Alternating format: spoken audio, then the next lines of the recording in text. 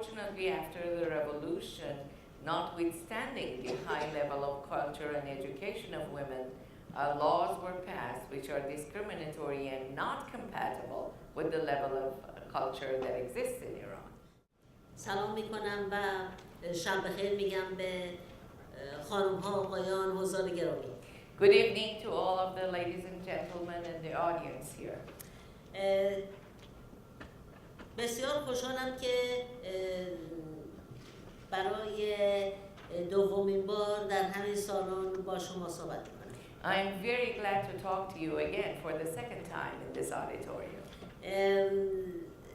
از اینکه امشب رو اینجا آمدید که حرفای من رو بشنوید سپاسگزارم. And I want to thank you for having come here to listen to me. و همچنین از مسئولین خانه آسیا که این امکان رو در بندهای این جلسه فراهم کردند سپاسگزارم. I also want to thank the Asia Society for having provided this opportunity for me. مایل هستم امشب در مورد وضعیت سیاسی کشورم ایران با تمرکز بر نقش زنان با شما صحبت کنم. I want to talk about the political situation of my country, Iran, to you, focusing on the issue of the role of women. همونطوری که می‌دانید ما در آستانه 8 مارس روز جهانی زن هستیم و همچنین 10 سال از اجلاس پکن گذشته و مسئله حقوق زن در جهان یکی از مسائل مورد بحث کلیه کشور هست. As you know, we're getting close to March 8th, and it's over 10 years that the Beijing conference has taken place, and the issue of women is still a hot issue for many countries. یکی از کشورهایی که مسئله حقوق زن در اون حائز اهمیت فراوانه مسئله ایرانه. One of the countries where the issue of women and the role of women is very important is Iran. بیش از 63% از دانشجویان دانشگاه‌های ایران دخترند. Over 63% of the university students in Iran are female. بسیاری از اساتید دانشگاه‌های ما زنند. Numerous professors in our universities are female. تعداد بسیار زیادی زن طبیب، مهندس، حقوقدان و مدیران ارشد دولتی داریم. We have numerous women doctors, lawyers, CEOs, and engineers in Iran. بیش از 50 ساله که زنان ایران حق رأی به دست آوردن، به پارلمان رفتن و از اون تاریخ به این طرف همواره ما تعدادی زن در پارلمان داشتیم. It's over 50 years that the women of Iran have had the right to vote. They have been elected to the parliament, they have voted, and we have had women in the government. ایران فرهنگ دیرینه‌ای داره به قدمت روم باستان. Iran's culture goes back millions of years, thousands of years, like the Rome culture. حتی 2000 سال قبل ما امپراتور زن داشتیم. Even 2000 years ago, we had women emperors. متاسفانه علیرغم وضعیت فرهنگی و اجتماعی بالای زن ایرانی بعد از انقلاب قوانین تبعیض‌آمیزی تصویب شد که با وضعیت فرهنگی ما مناسب نیست. Unfortunately, after the revolution, notwithstanding the high level of culture and education of women, laws were passed which are discriminatory and not compatible with the level of culture that exists in Iran. من چند نمونه از این قوانین رو براتون میگم. I want to give you a few examples of these laws. طبق قانون ارزش جان زن نیمی از ارزش جان مرد. Pursuant to the laws in Iran, the life of a woman is worth half of that of a man. یعنی اگر زن و مردی با هم برن خیابون و در اثر یک دعوا زخمی بشن یک سال و یا فوت کنن، خسارتی که به زن میدن قانونا نصف اون چیزی است که به من تعلق میده. This means that if a woman and a man are on the street and they get involved in a fight on the street and they both get injured, the damages paid to the woman is half of that paid did to the man. شهادت دو زن معادل با شهادت یک مرد در دادگاه. Testimony of two women in court equals testimony of one man. یک مرد میتونه 4 همسر داشته باشه و بدون عذر موجه زنش رو طلاق بده. A man can marry 4 wives and divorce his wife as he wishes. اما طلاق گرفتن برای زن بسیار دشوار و گاه غیر ممکن. But divorce is very difficult for women and sometimes impossible. این قوانین با وضعیت فرهنگی زن ایرانی انطباق نداره و به همین دلیلی که زنها به شدت با این قوانین مخالفند. These laws are not compatible with the culture of the women in Iran, and this is why women oppose these laws seriously. من با یک مثال کوچک این رو براتون نشون میدم. I will give you a small example to tell you how it happens. من قبلا به شما گفته بودم که زنها در کلیه مشاغل سطح بالای اداری هستند. حتی در حال حاضر در کابینه آقای احمدی نژاد که نماینده بنیادگراهای ایرانه یک وزیر و یک معاون رئیس جمهور داریم. I told you earlier that there were women CEOs in Iran and they held high positions, even in the cabinet of Ahmadinejad, who is the representative of the fundamentalists in Iran. We do have a minister woman and we do have a vice who is a woman. و این نشان میده که زنها توانستند حتی خودشون رو بر بنیادگراها هم تحمیل بکنن. And this proves that women have been able even to impose themselves on fundamentalists. طبق قانون هر زنی که بخواد سفر بکنه بایستی اجازه کتبی همسرش رو بگیره. But again, pursuant to the laws, when women want to travel, they need a written permission of their husband. حالا شما فکر کنید که وزیر بهداشت ما که زنه بخواد بره سازمان بهداشت جهانی و راجع به بهداشت در ایران صحبت بکنه. این خانم که وزیرم هست شب بایستی التماس بکنه به شوهرش تا اجازه خروج از کشور بگیره. Now just imagine the Minister of Health in Iran, who may be a woman who wants to participate in a WHO program, has to ask for permission and beg her husband for permission the night before to be able to travel. و معلوم نیست اگر بین زن و شوهر شب دعوا بشه با آقا لش کنه اجازه خروج از کشور نده تکلیف صندلی ایران چی میشه؟ And it's funny to think that if the husband kind of doesn't want to give her the permission, what's going to happen to the chair of Iran if they get in a fight like the night before or something happens that he's not willing to do that. ما در حال حاضر 13 نماینده زن در پارلمان داریم، پارلمانی که در انحصار بنیادگراهاست، ولی که باز 13 تا نماینده زن تو هست. At the present time, although the parliament is exclusive to the fundamentalists, we still have 13 women representatives in that parliament. زنانی که می توانند به عنوان نماینده قانونگذاری کنند. These are women who can be representatives to legislate. حالا شما فکر کنید که خانم نماینده از پارلمان ظهر میره خونه کلیدو میاندازه میبینه یه زن دیگه اونجاست میگه تو کی هستی میگه همسر دوم شوهرتم. And now just imagine another situation where a representative of the people goes home, opens the door with a key and sees another woman there. When she asks her, who are you, what are you doing here? He says, I'm the second wife of your husband. این مثال ها نشون میده که این قوانین متناسب وضعیت فرهنگی اجتماعی زن ایرانی نیست.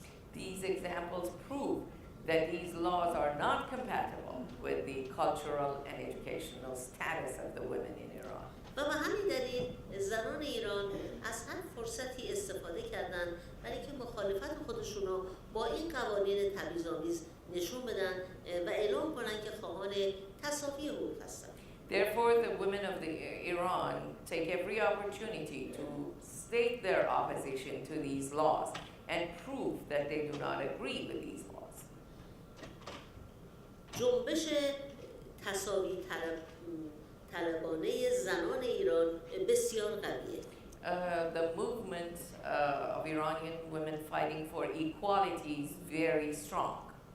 این جنبش رهبر نداره، جایگاه اداره مرکزی و شعبه نداره، بلکه جایگاه اون در خانه هر ایرانی است که به برابری حقوق اعتقاد داره.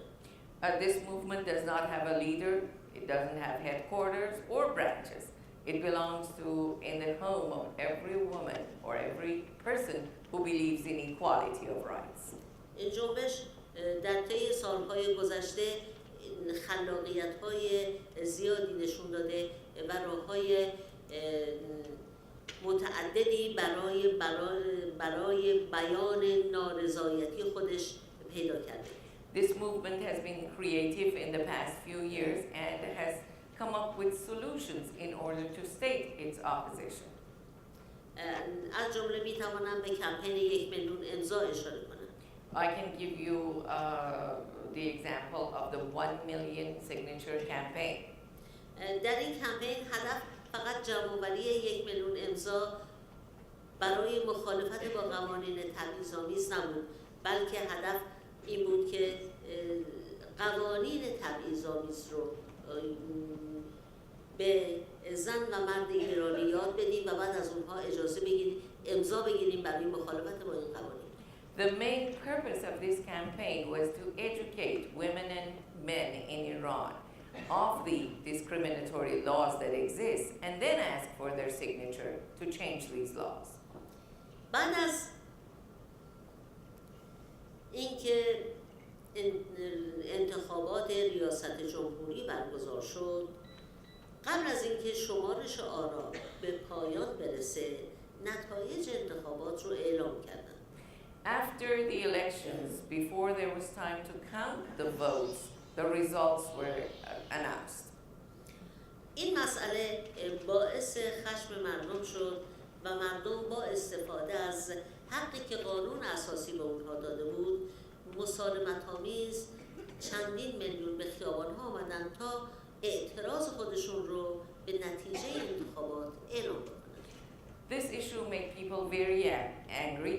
People took advantage of the provisions of the Constitution of Iran, which provides them the right of demonstrations. They came to the streets in millions to state their opposition to the results of the election.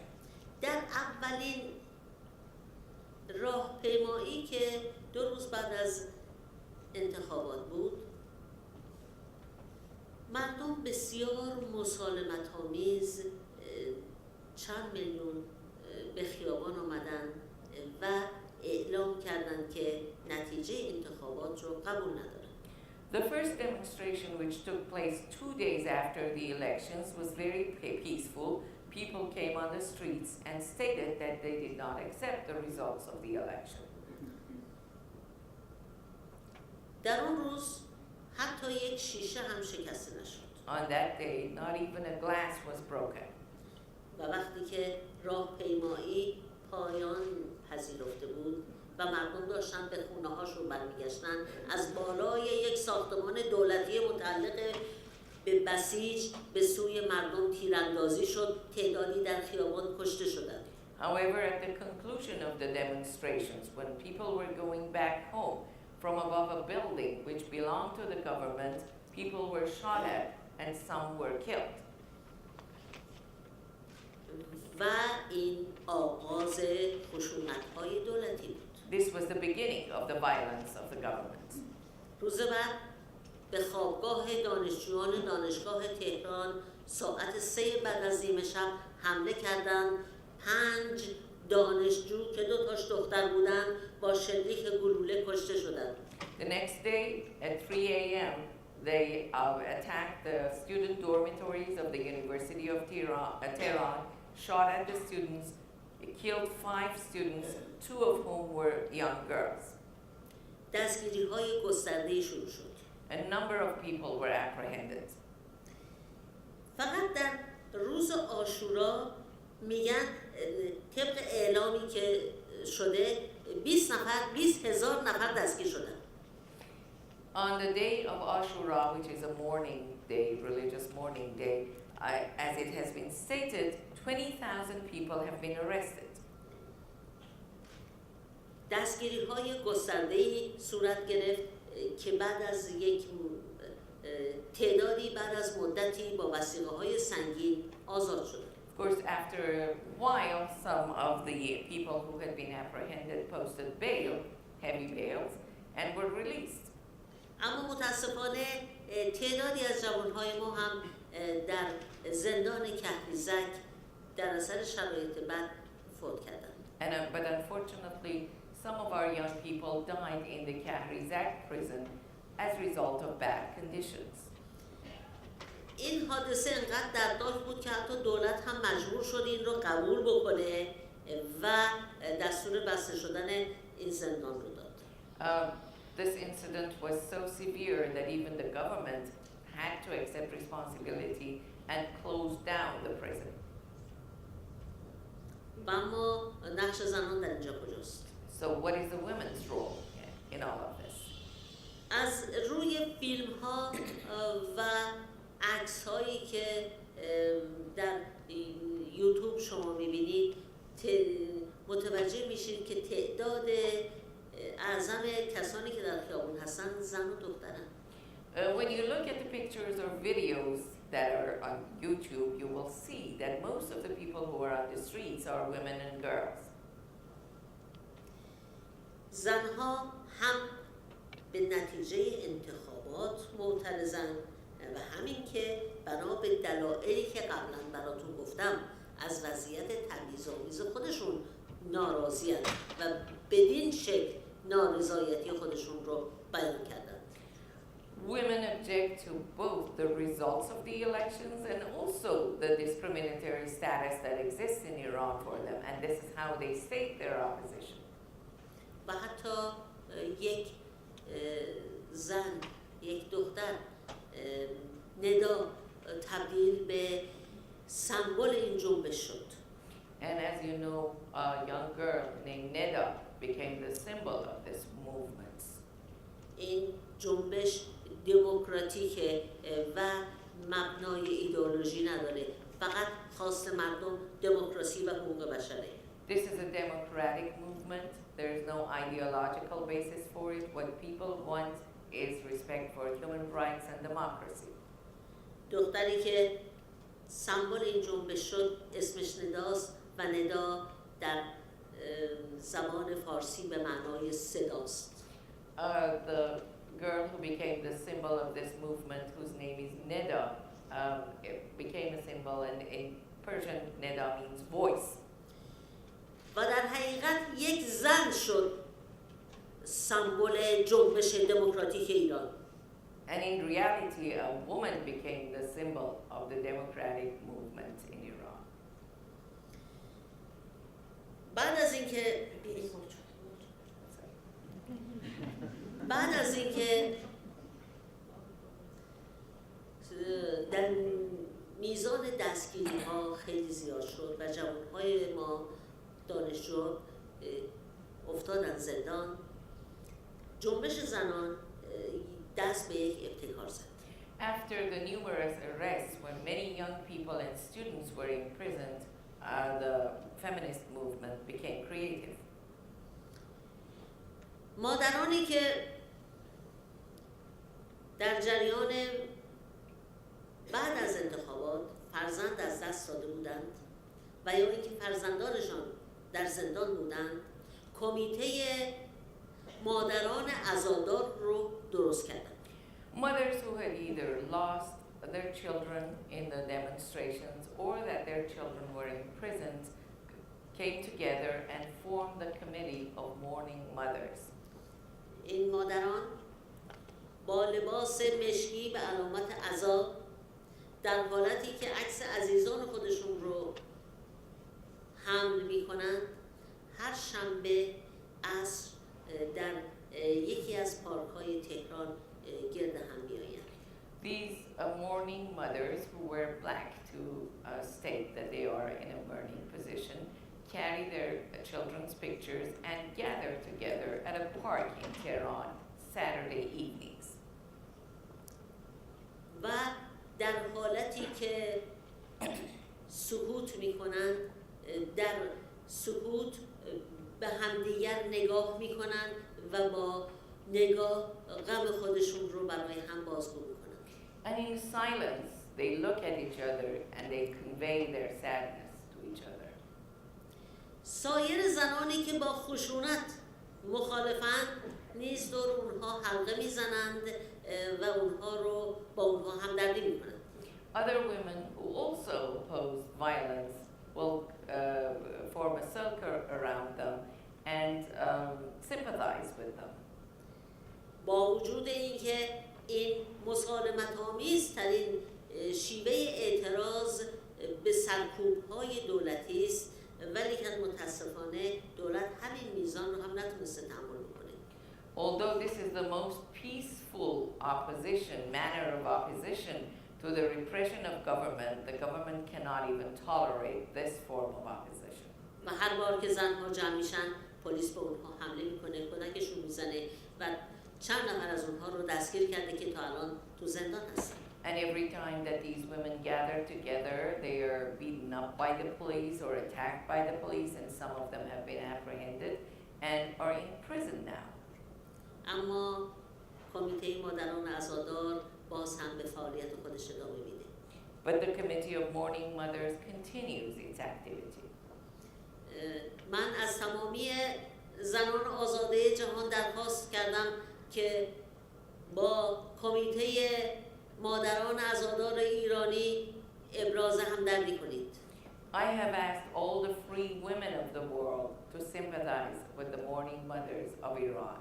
و به علامت همدردی با این کمیته در یک روز شنبه در پارک گرد هم بیایید و اعلام کنید که از مادران عزادار ایرانی پشتیبانی میکنید. And go to a park on Saturday and state that you are supporting the mourning mothers of Iran. خوشبختانه کمیته های همدردی با مادران عزادار در بسیاری از شهرها از جمله کلن، برلین، لندن، پاریس و بسیاری شهرهای دیگر تشکیل شده. Fortunately, such committees that sympathize with mourning mothers of Iran have been formed in different cities like Cologne, Berlin, Paris, and London. از شما هم درخواست میکنم یک روز شنبه به علامت همدردی با مادران عزادار ایرانی در پارک با لباس مشکی بروید و اعلام کنید که همدرد هستید با زنان ایرانی. I want to ask you to go to a park on a Saturday, wear black, and announce that you sympathize with the mourning mothers of Iran. زنان ایرانی با خلاقیت تمام راه‌های مسالمت‌آمیزی پیدا می‌کنند برای اینکه بگویند با خشونت‌های دولتی مخالفند. Women of Iran become creative and state their opposition to the repression of the government in most peaceful manners. از جمله اینکه افرادی که عزیزانی در زندان دارند روز تولد بچه‌هاشون رو میرن پشت در زندان جشن میگیرن و همه خانواده زندانی‌ها جمع میشن. Another example is that those who have their youngsters in prison go to the prison and behind the walls of the prison bring a cake and celebrate the birthday of their children and invite their friends and family to this birthday party. و از آنجایی که متاسفانه تعداد دستگیری‌ها زیاده، تقریباً هر هفته یه چنین مراسمی پشت دیوارهای زندان برگزار میشه. Unfortunately, with the number of imprisonments, it looks like every day or every week there are birthday parties behind prison doors. و اونهایی که متاسفانه جوانشون رو از دست دادن در روز تولد عزیز از دست رفتهشون سر قبر میرن و جشن تولد میگیرن که جشن تولد سهراب هفته قبل بود. And those who have unfortunately lost their loved ones go to the graveside and celebrate the birthdays of their youngsters at the graveside. And if you remember, last week or a few days ago was the birthday party for Sohrab. سهراب 20 سالگیش رو جشن گرفتن. The 20th birthday of Sohrab was celebrated. سهراب همراه مادرش در اولین روز راهپیمایی به خیابان آمده بود بعد از اینکه آن تیراندازی که براتون گفتم شروع شد، جمعیت پراکنده میشن و مادر سهراب میگه من دیگه سهراب رو ندیدم. As I was telling you, the day after the elections, people took to the streets. Sohrab had come on the street with his mother. And on the way back, as the government shot at the people, the crowd dispersed. Sohrab's mother says she never saw Sohrab after that. مادر خیال میکنه که سهراب دستگیر شده و به تمام کلانتری ها، دادگاه ها، دادسراها سر میزنه، اما خبری از پسرش نیست. His mother thought that he had been apprehended, so he went to different police stations and he went to all of the authorities that she thought she could find him or find information about him, but there was no information. تقریباً 40 روز از اون تاریخ که میگذره بهش میگن که بره به اداره پزشکی قانونی و در اونجا یک آلبومی از عکس کسانی که در اون روز کشته شده بودن جلوی این میگذارن، میگن ورق بزن ببین عکس پسرت این تو هست یا نه. 40 days later, they contact her and they tell her that she could go to the coroner's office. When she gets to the coroner's office, there was a photo album. They gave the photo album to her and asked her to see if she could find a picture of her son in there. و متاسفانه عکس سهراب اون تو بود و معلوم میشه که سهراب در همان روز اول، همون روزی که مادر با مادرش به خیابون میره کشته شده. در این مدت مادر نمیدانسته. And unfortunately, Sohrab's picture was found in that album, and it was then revealed that Sohrab had been shot at and killed on the same day, the first day that he joined his mother and went on the streets for a demonstration. من از مادر سهراب سوال کردم چند تا عکس تو اون آلبوم دیدی؟ I asked Sohrab's mother, how many pictures did you see in that photo album? اون گفت من تا اونجایی که یادم میاد حدود 30-35 تا عکس دیدم، بعد حالم بد شد دیگه چیزی به یادم نمیاد. She says that I looked, for what I remember, I looked at 30 to 35 pictures, but then I lost consciousness and I don't recall anything else. و 20 سالگی سهراب رو هفته قبل سر قبرش جشن گرفتن. And they celebrated Sohrab's 20th birthday at his graveside last week. اینها ابتکارات، خلاقیت‌های زنان ایرانی است برای اینکه به صورت مسالمت‌آمیز با حکومتی که سرکوبگر و خشنه مقابله کنند. These are creative initiatives of the women of Iran in order to oppose the repression of the government of Iran, which resorts to violence. و وقتی که یک ملت به اینجا برسه که حاضر بشه جوانش رو قربانی کنه ولی که دست به خشونت نزنه، بدانید که موفق میشه. When a nation gets to the stage that does not resort to violence even when they have to sacrifice their children, you can rest assured that they will become victorious. بنابراین اگر میخواهید آینده ایران رو ترسیم بکنید، بذارید بگویم این مادران عزادارند که با دستهای خود دموکراسی رو به ایران خواهند آورد.